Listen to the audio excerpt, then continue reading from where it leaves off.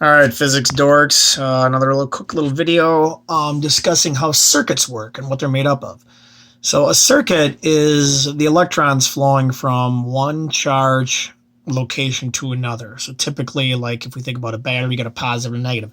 Those electrons are going to book from one place to the other because they're attracted to the other side. They're going to go through, and the higher they're attracted, it means there's more potential or more voltage. So that's kind of the basic idea we're going to look at here. We're going to do everything right now in direct current, just DC, straight through current flowing from one place to the next. Now, a circuit is a system, is some sort of charge pump device that lowers the potential energy. So what you have is you've got some sort of like power source, like a battery. You plug in the wall, even though that's alternating current. But you got to have some place where there's all kinds of charge that's ready to move.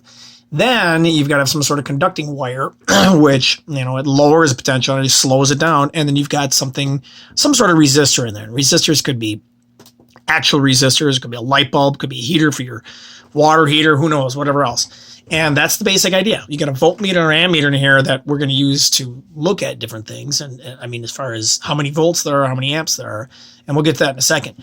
This right here is known as a circuit diagram. These are what I want you to recognize and know what a circuit diagram is. Whoops, down a little bit. Circuit diagram right in here. That represents the actual power source. There's your voltmeter, there's your ammeter, and these little squiggly lines right here, those are resistors. So that could be a light bulb. Okay, that's the basics of a circuit. All right, you can see these things all over the place. As diagrams when you open up a piece of equipment, it's always in there. Okay, voltage. First thing, most important thing.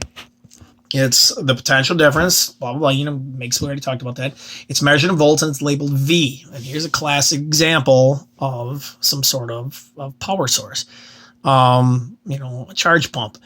You've got a positive and negative terminal here and here that goes in your car. Drop a wrench on that, as I told you, you will see sparks like there is no tomorrow because those electrons want to get from one place to the next.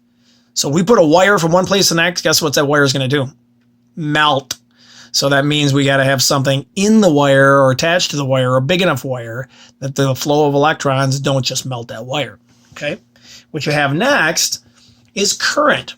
So when you have that wire on there, that current's going to flow from one terminal to the next, and that flow is known as current. It is labeled I for some goofy reason, and it's measured in amps or amperes, okay, and labeled A. 1 amp is 1 coulomb per second. You want to watch a really cool video? Watch current going through that tree branch. Current is what does the work for us. Think of it this way. What we're going to try and do with all this is...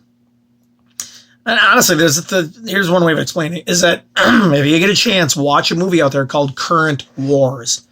It's with Benedict Cumberbatch and another dude that's a famous actor. Anyways, they go through the fight between Edison and Westinghouse between AC and DC current. They actually explain a lot of this stuff. And it's really interesting. It's a great movie called Current Wars. When you get a chance, watch it. It's really interesting. But they talk about how current can kill. And I won't even tell you what they killed in the movie, but to prove that it can kill. So current is what's going to do all the work for us. And they talk about also the fact that current is like flowing water. The potential would be like the water running down a hill. So the higher the hill, the higher the potential for the water to flow. If you got a nice flat Black Earth Creek, it's not moving very fast. Not a lot of current. Okay, nothing special. You go to the Yosemite River, the Merced River in Yosemite.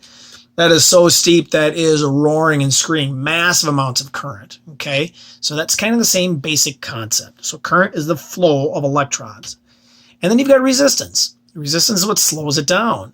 If you want to have no resistance, that current's going to go like crazy. If you have no rocks or really smooth bedrock, that water is going to flow like crazy. But if there's resistance to it, it's going to really slow it down. Resistance and electricity could be like light bulbs, heating elements, so on and so on. These are resistors you'll see in a computer.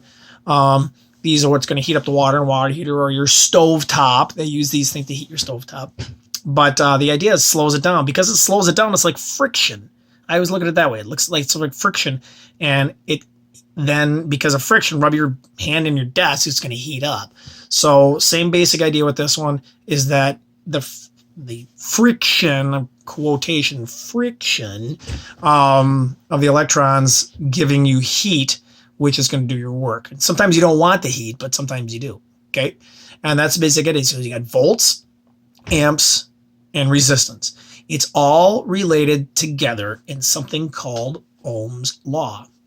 I always remember it. You're going to have to remember this. Remember it as we got volts, we got I represent current, and we got R as resistance. Remember it as Ver. Always remember Ver. And we're going to do a very simple lab tomorrow. Or actually, no. Yeah, we'll do a simple lab tomorrow that you're going to play with a really, really cool website. That's one, I guess, positive thing about this dang Corona whatever thing going on is that, boy, they're making some really cool things out there for you guys to use school-wise. And this is one of the better ones I've seen. So it's a really cool little lab that you're going to play with these three items: volts, amps, and resistance. And you're going to play with those different things, and you're going to see what happens and answer some questions with it. Really, really cool. Really fun to play with.